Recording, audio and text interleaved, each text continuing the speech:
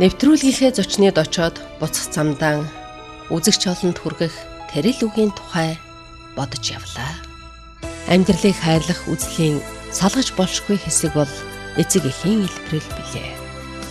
Өглөө инээсээр ажилдаа гарч, орой инээсээр орж ирдэг эгэл Монгол аав ээжүүд маань хойч үеийнхээ төлөө ямар агуу үйлс бүтээж явсныг бид зөвхөн хожимол ухаарч ойлгодог. Цэнхрэг шиглэн амар амгалан доо одон дүрсэх Цоврал дугаарын маань зочин эмэгтэй хүндлэгдэх насны хэдий ч ард олонхоо сэтгэл зүрхэнд мартагдашгүй гэрэлт мөр үлдээсэн нэгэн аавын охин билээ. Монголын ард түмний дунд залуу жанжиг гэж алдаршсан томцог дэмэний авахын хэлэлцүүлэг баяртай байна. Өнөөдөр бид Үгүйсэн сангийн нэвтрүүлгийнхаа 2 дахь ээлжийн дугаарт өөрийн чинь манай төчнөр олсноо гэж зөвлөж байна. Бүгд аа. Лав сүрэнгийн Лавжав Монгол улсын үйлдвэр худалдааны тэргүүний ажилтан гадаад худалдааны салбарт 20 гаруй жил ажиллажээ. Хожимо ах лавгаагийнхаа агаарын тээврийн хан гард компанид орж Улаанбаатар сөөвлийн чиглэлийн анхны шууд нислэгийг зохион байгуулалтч байжээ. Одоо тэрээр Америкийн нэгдсэн улсын Чикаго хотноо хүүхдүүдийнхээ хамт амьдарч байгаа ажээ. Америкт ирээд ер нь ихэр удаж байна да. Энд би 4 жил гараа болж байна. Анх хэдүүл ирсэн? Анх бол манай 2 хүү Америкт ирсэн. Тэгээд тэр 2 одоо ээжигээ авцрыг гэд намайг хүрээд ир гэдэгсэн байхгүй юу. Тэгээд би за яад юм блэ гэж жоохон бодож эргэлж ирсэн. Ер нь 2 хүү дээр явж очие гэж. Тэгээд ирээд. Тэгээд манай 2 хүүхэд энд байгаад хоёулаа ажилтай, сургуультай явдаг. Тэгээд дараа нь манай ач хүү гарсан. Тэгээд би энэ хоёрын ажил туслаад ач хүүгээ харъя гэж бодоод энд үлдсэн. Тэгээд манай 2 хүү яах вэ намайг Монголд ганцаараа байжснаас энд авцрах хэрэгтэй. Ер нь энд байлгая гэж бодсон юм шиг байгаа л. Надад ганцаар ингэ орхиод юу хүүгээд. Тэгэж л надад бодогдоод ер нь өөртөө ч бас таа хүрээдрээ тэнд ганцаараа яаж явах юм гэдэг намайг энд хүрээдэргээд би ирсэн. Одоо тэгээд ямар ажил хийдэг? Одоо бол яг нэг 60 чагунцсан ажил хийдэг хөхтэй ачиг л харж байгаа даа. Тэр бол манай баг хүүгийн манай ээж аавын хамгийн отхон ачин. Тэгээ манай одоо галголомтой отхон хүүл гэх байх л та. Их хүндтэй ажил хийж байгаа юм байна шүү дээ. Удам залгах отхон ачигаа харж байгаа. Хэдтэй? Манай ач одоо 2 нас 6 сартай тий. Би бол 2 хүү 2 эрэгтэй хүү ачтай байхгүй юу. Тий. Тэгээд том нь бол Монголд байдгийн. 10 настай сургуульд орсон Плехановын сургуульд явдаг дунд сургуульд. Тий. Ер нь энтхийн амьдралд хэр дасч байна? Овол дасч байна да. Тажгүй юу? Тий тажгүй. Гэрээ сандгүй нутгаа сан. Гэхдээ энэ Чикагогийн надад их гоё сайхан санагддаг нэг зүйл бол Монголын агаар цаг агаартай адилхан санагдав. Адилхан салхитай, адилхан нартай. Тэгээ цагаар цогтой, тэгээ цогтургүй цагаартай Монголын цаг агаар чи нэг өдөр бороор нь маргааш нь нар гарна. Энд бол яг адилхан нэг өдөр цаас орно, маргааш нь нар гарна. Монгол сайхан сэвэлцэн салхитай. Тий, тэгээ сайхан салхин. Тэгээд ер нь сэтгэлд их сайхан санагддаг. Нутагтай байгаа юм шиг. Тэгтээ нутгаа саналгүй яах вэ? Та нар ер нь хэдүүлээ юм бэ? Бид нэр ээж аваасаа гуруулаа. Миний дээр ах байдгийн ихчээдгийн. Ахыгаа танилцуулж байна. Манай ах бол Савга гэж хүн байгаа. Москва хотын Жуковский нэрэмжит нисхийн инженерийн цэргийн академи төгсөөд тэгээд ах бол МИАТ иргэний нисхийн ерөнхий газрын даргаар ажиллаж байсан. Тэгээ Хангард гэж хувийн компанитай жуулчны баазтай. Одоо бол техникийн ухааны профессор, техникийн сургуульд багшилдаг. Тэгээд дээр нь бас Таиландаас Монгол улсад байгаа өргөмжит консулын ажлыг давхар гүйцэтгэдэг. Тий. Эгч бол лавгд бол манай эгч бол насаараа радио телевизэд ажиллаж байсан. Орос хэл дээр гардаг Новости Монголи саний Монголи сэтгүүлд редактороор ажиллаж байгаа. Дараа нь орос хэлээр гардаг Оросын радио нэвтрүүлэгт сэтгүүлч редактороор ажиллаж исэн. Тэгээ Показоид Монголи гэдэг нэвтрүүлэг хийдэг байсан. Тэгээ түүнээс гадна бас манай Монголын зохиолчдын нэрт зохиолчдын зохиолыг орчуулж исэн Лодо Домгойн зохиолуудыг орчуулж исэн. Тэгээд Лодо Домгойн нэрмжит шагналтай манай ягч бол тийм Ямар сайхан.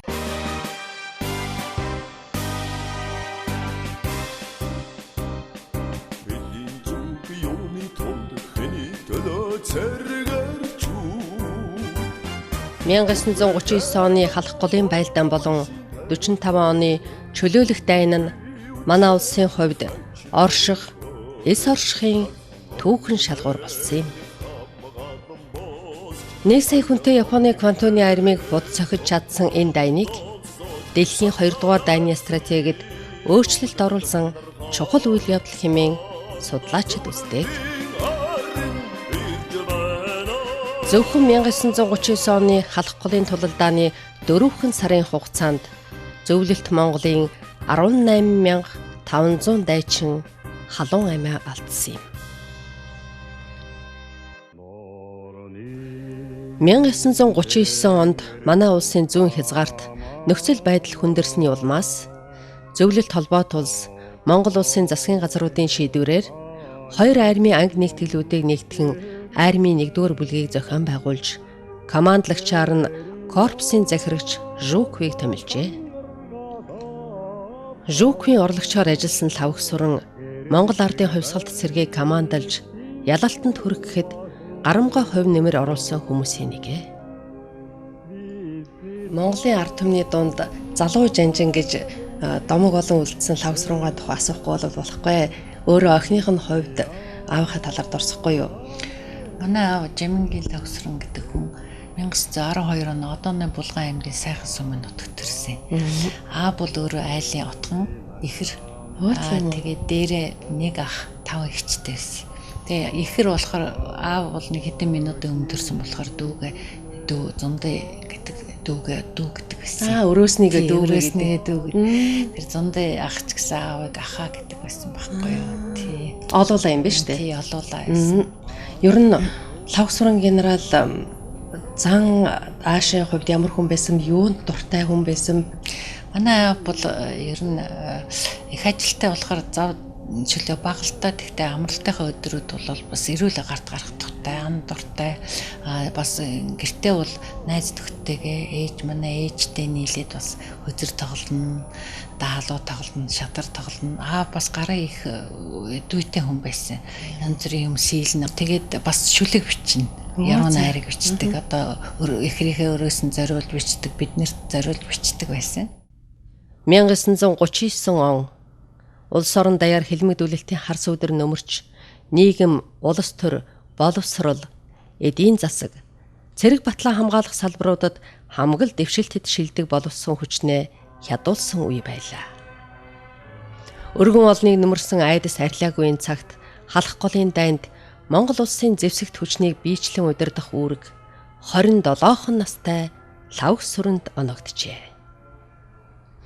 Насандаа агтсан ачаатай энэ залуу дарга цэрэг ирсээ ихэд дээдлэн хайрладаг байлаа. Бичиг үсэг тайлагдах нь бүхэл машин техникийн бараач харж байгаагүй малчин ардын хүүхдүүдийг тэрээр онцгой анхааран халамжилдаг нэгэн. Цэрэг бүрийн ард хүүгэн хүлээсэн ээж аав, ханяан харуулсан гэргий, амаргаа мөрөөдсөн бүсгүй, ааван сангалзах үрс байгаа гэдгийг тэр сайн мэднэ. Дайчин ирсэн ийм л даргийнхаа тушаалыг эх орны тушаал хэмээн хүлээн авдаг байсан. Заахо, залуу жанжны маань тушаал ирсэн шүү гэх үгс давшилтанд уухайлан орох Монгол цэргүүдийг ганц сэлэмний ир мэт болгож хямралдаг байжээ. Тулаан болж өнгөрсөн талбар дундаас суманд сийчүүлж бөмбөгөнд эрэмдэглэгдсэн дайчдынхаа шарилыг цуглуулж явхдаа энэ залуу жанжин харуулслын нулимсаа нууж чадаагүй гэдэг. 1940 онд Жанжин Лавх Суран Бөмбөр ногоон театрын бүжигчин, хөгжимчин, дашт сэдэнтэй танилцсан улмаар гэр бүл болж хамтын амьдралаа эхэлжээ. Тэр үеийн хамгийн сайхан хосуудын нэг гэгдэж байсан энэ гэр бүл өнөөдөр 3 хүүхэд 9 ачцээ 830-аар өнөрчсөн байна.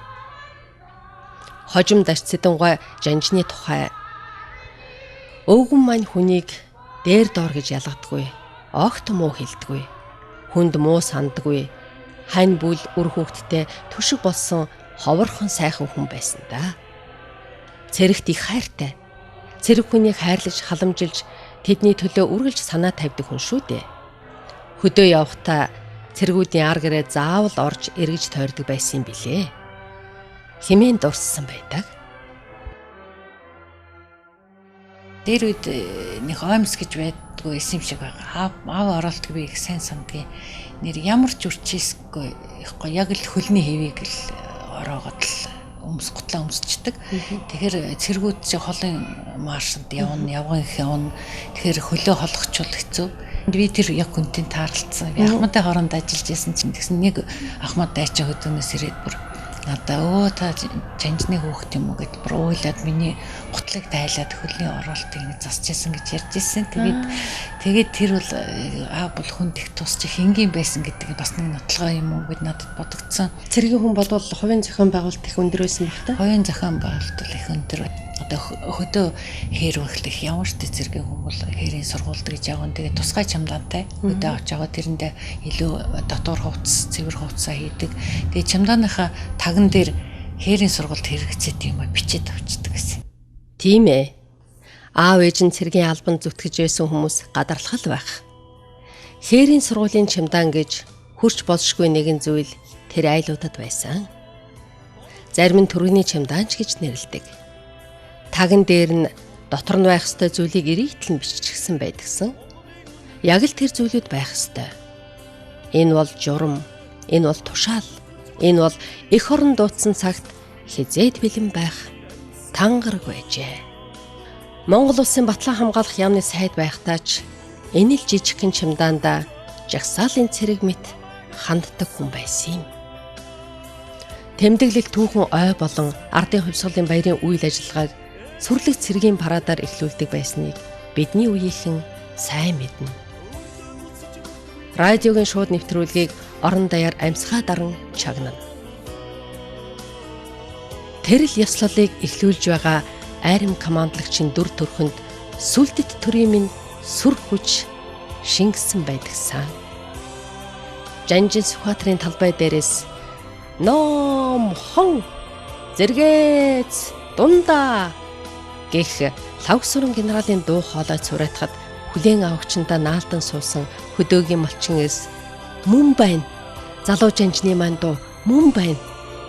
Айта химэн хоолой зангируулан дуу алддаг байсан гэдэг. Жанжин цолыг түүнд засаг төрөөс олгоогүй юм.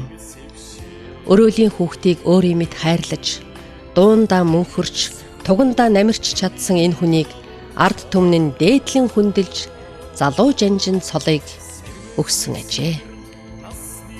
Айлын хоймордох гүнгрүүнд зурган заларч амьд домог мэт яригдж ирсэн цөөхөн хүмүүсийн нэг бол залуу жанжин Жамингийн лавгсуран юм.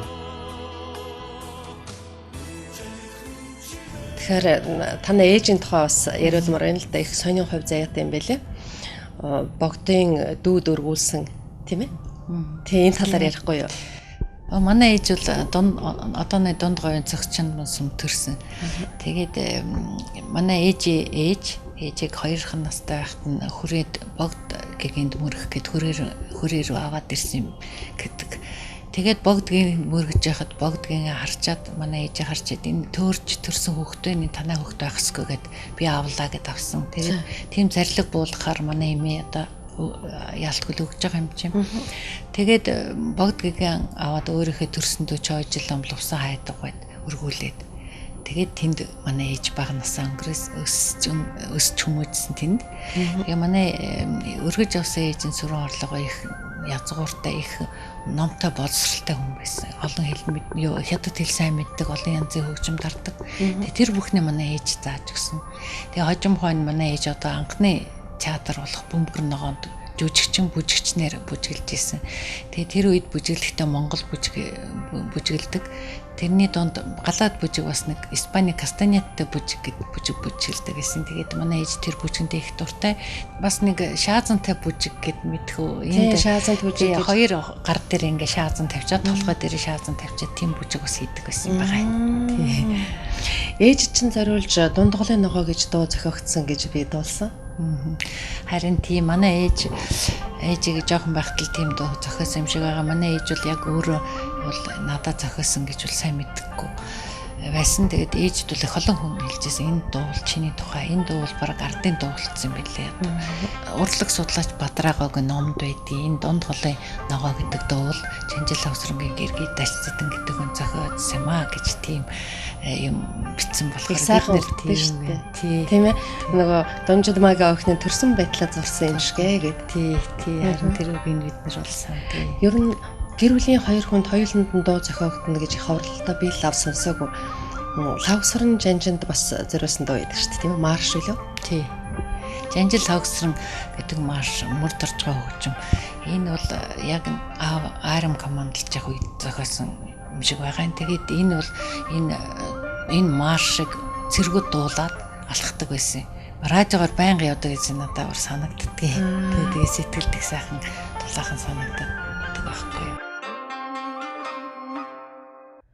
Улс орны бүтээн байгуулалтын үед ч энэ хүний оруулсан хувь нэмэр их юм.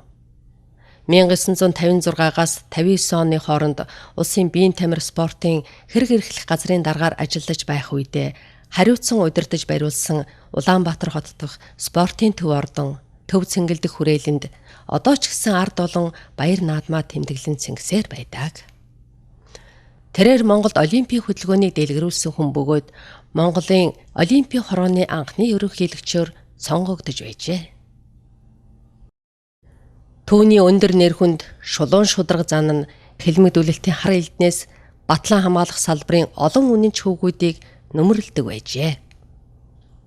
Харамсалтай нэг намын үзэл суртал хэд дарангуйллын хэлбэрт орж албан тушаал алдар нэр горилагчдын хийсэн улс төрийн хүчирхийлэлд энэ их хүн өөрөн өртжээ. 1969 онд түүнийг 10 жил гардын хийсэн батлан хамгаалах яамны сайдын үүрэгт ажиллаас нь гэнэт чөлөөлсөн нь өргөн олонний эгдүүцлийг төрүүлсэн дуйлаануудын нэг болж байсан юм. Аавтайгаа хамт байсан хамгийн сайхан дурсамжийг ярихгүй юу? Бид нэр одоо дээр үеийн хүмүүс 100 дандаа цусланд гардаг штэ.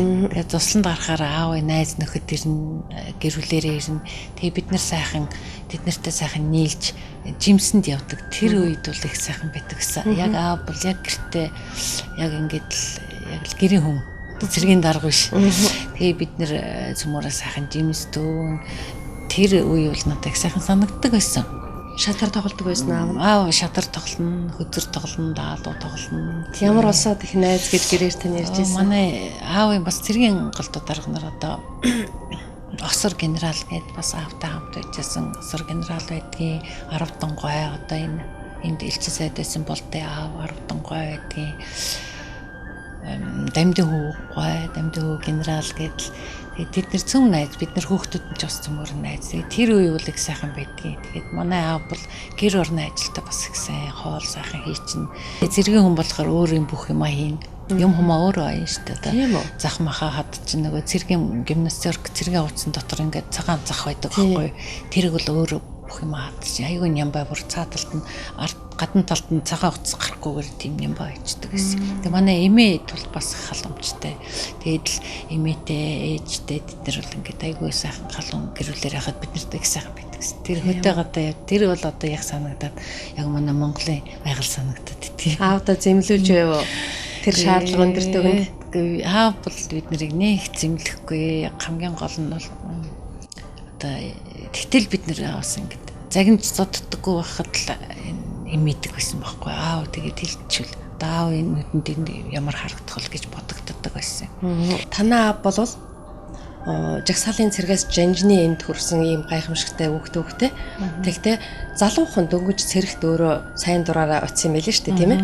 Тэгээд очиод байхдаа заяа байх юм бол жанжин болно доо гэжсэн гэж. Тэгээд тэр нь Монгол хүн амны бэлгэрийг ихчээр биелж үнэхээр юм домогт жанжин болсон гэд Тэрнээс нь харахаар би их хөвгөлтэй бас их хүнтэй их нийцтэй тийм хүн байжээ гэж боддог л да. Халах голын дайнд хамт анд болж явсан Жуко гойг танаа авыг Москвад очихт нь Жукого Победа машин өгчээ. Одоо манай одоо өнөө цагийнхаар бол лимузин юм да. Тэгт нь улс оронд маань машин тэрэг их ховор цөөхөн байна гэд улсад өгччихсэн гэсэн та энийг дуулж ирсэн биз дээ. Сонссон тий. Аав гिचхэд асуусан гэсэн Жукого. Тэгээд машин байхгүй гэхээр машин бий юу гэхээр аав нөгөө улсын машин л гэсэн баг. Тэгээ байлгүй яах гэсэн чигүй хувийн машин гэсэн чинь байхгүй гэх нь тэр үед нь баг ойлгоцсон байгаагүй юм шиг байгаа. Тэгснэ аавд бэлгэлсэн байсан. Тэгээд аав тэрийг би тэргүү өөрийн хувийн машинуудаа хэрэггүй улсын машин байлаа. Улстай би нэг тушаач гээд аав тэр машиныг улсдаа өгч ирсэн.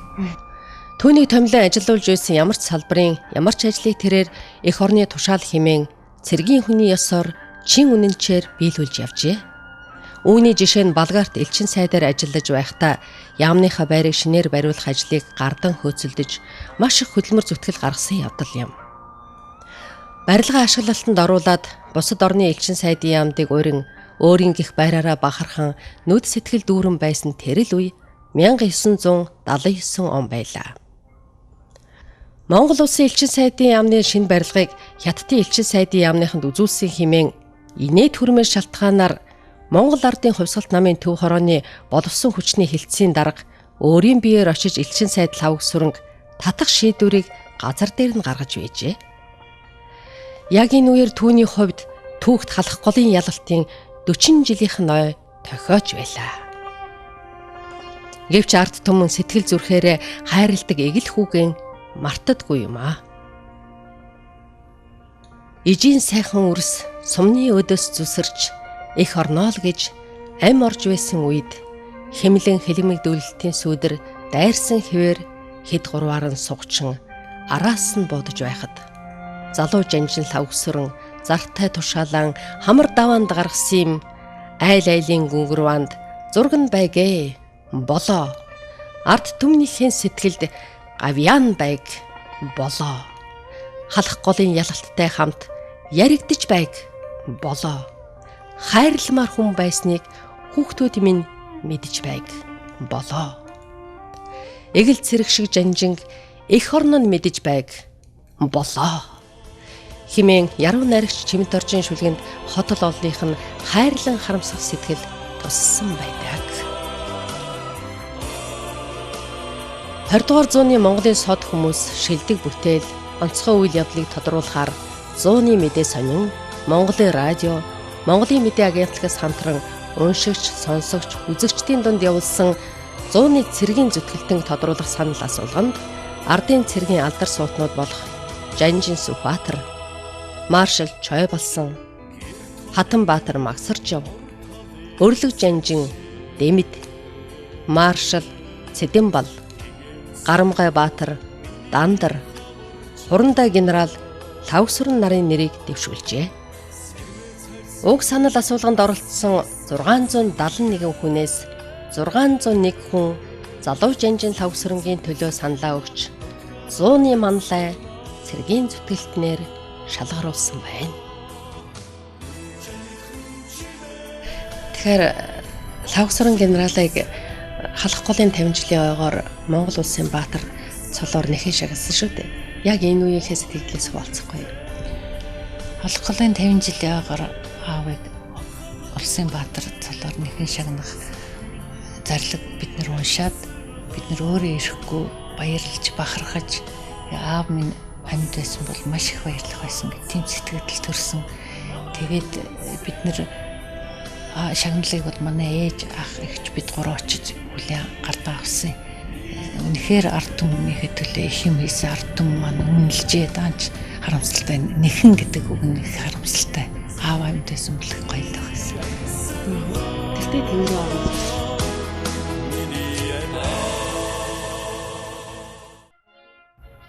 Зөвлөлтийн дайчдын гэгээн дурсгалыг бид эгнэгт хүндэтгэж явах учиртай. Хиний төлөө, юуны тулд харин нутгийн мянган орос залуус халах голд алтан амян алдав. Тэдэнд бас нандинах амьдрал, дээдлэх эх орон байсан. Зайсан толгойн гэрэлт цогцлбарын хананд зөвлөлтийн дайчдын дурсгалыг тэнгэрт нартай хамт мөнхлөв. Газарт галтай хамт дархлав гэсэн мөрөөд дурайж байдаг. Ямар ч цагийг туулсан манай хойч үеийнхэн анд нөхрийн ач тусыг мартах учиргүй. Энэ бол хүний ёс, монголч удаг билээ. Зөвлөлт холбоот улсын баатар маршал Жуков, маршал Малиновский, армийн генерал Плиев зэрэг Оросын армийн түүхэн алдар суутнууд Жанжин лав сүрэнг маш их хүндэлдэг байжээ. Тэд нөхөрлөлдөө үнэн ч андууд байлаа. Халах голын ялалтын ойгоор маршал Жуковын охин ирж аавынхаа найзын хүүхдүүдтэй уулзсан нь сэтгэл хөдлөхөн мөч байсан гин. Тэгэхээр удахгүй 70 жилийн ой болох гэж байна. Та нар халах гол гэж ярихлаар одоо лавсран жанжингүүгээр төсөөлхийн аргагүй. Тэгэхээр өөр хүүхдүүд та нар бас энд ямар нэгэн бэлтгэлтэй байгаа бах та. Халах голын 70 жилийн ойг тэмдэгдээ өнгөрүүлэх комисс байгуулахдаа төлөвлөгөө гарсан билээ. Тэгээд тэр төлөвлөгөөний нарийныг би сайн мэдэхгүй. Гэхдээ бид нэр одоо хүүхдүүд нь бол бид нар тэр юмд бас ахмад дайчтай уулзаж янз бүрийн юм зохион байгуулалтыг төлөвлөж байгаа. Одоо бол яг нарийнаар бол хэлээд хэцүү байна. Тэгээд тэрэнд бол мэдээж бид нэр идэвхтэй оролцсон. Сайхан аавынхаа алдрыг мөнхжүүлэх үйлсэд хүүхдүүд нь чамлахааргүй их ижээ. Тэдний санаачлагыг дэмжсэн төр засаг, зэвсэг түвшний командлал, нутаг усныхан, найз нөхөд олон жирийн иргэдэд Жанжны үр сад баярлаж явдаг ажээ. Зөвхөн хөшөө босгох санд гэхэд хамгийн их хандив оруулсан хүмүүс нь дайнд оролцож явсан ахмад дайчид байсан гинэ. Тэдгээр буурлууд залуу Жанжныхаа алдрыг мөнхлөхөд нэмэр болох гэж тэтгэврийнхээ хэдэн бор төгрөгийг хадганд ороогоод барьж ирж байжээ. Манай аав бол анх хойно сургуулаа төгсөөд цэргийн ерөнхий сургуулийн захирлаар ажилласан. Тэгээ бид нэр хүүхдүүд нь тусгай болцол гаргаад одоо батлан хамгаалахын их сургууль гэж байдаг штэ. Тэр батлан хамгаалахын их сургуулийн яг команд ангийн жил болгон онд сурдаг хүүхдэд аавын нэрэмж цалин гэж санаачлаад өгч байгаа.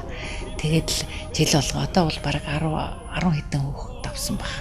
Батлан хамгаалахын их сургуультай бид нар бүр болцлыг гаргаад өгөө. Тэд нар бид нар тодорхойлж өгдөө. Тэр бол тэгээд хүүхдүүд нь ач зээнэр нь л бид нар дундаас мөнгө гаргаж өгдөг байхгүй юу. Тийм юм би бас ташинд дуртай гэж бодсон. Сайхан буянтай үс хийж байгаа юм байна шүү дээ.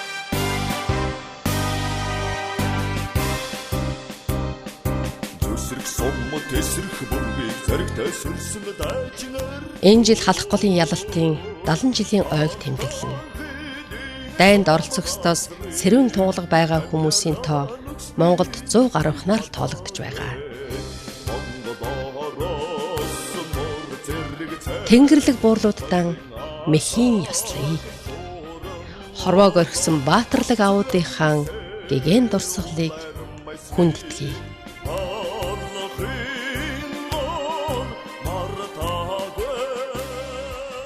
Тэдний төрөл төрөсөд өр хүүхдүүд ач хучуудад сайн сайхныг өрөөе.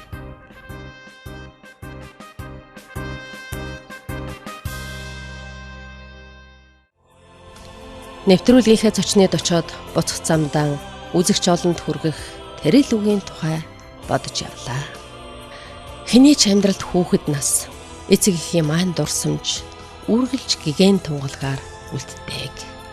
Ургах нартай уралдан инээсээр ажилдаан явж, шингэх нартай уралдан инээсээр гэртэн ирдэг аав ээжүүд маань ямар их тэнгэрлэг үйлс бүтээж байсныг бид удтал мэддэгвэ. Тэднийхээ даруухан бор амьдралаас үзэгдэж баригддаггүй үнэт зүйл өвлөж авах учиртайгаан хожимол ойлгодог. Энэ бол хайрлаж цээрлэх, болон болохгүйг ухааруулж байдаг амьдралын бичигдээгүй хууль Монгол ёс суртахуун билээ. Зүрх судсанд лугшиж байдаг энэ уламжлалыг бид хойч үедэн үлдээн. Санаа зөв явж, заяа зөв амьдрахын утга учир ихээ. Наран дойрхон буурлуудын минь намтран хүртэл домог юм да.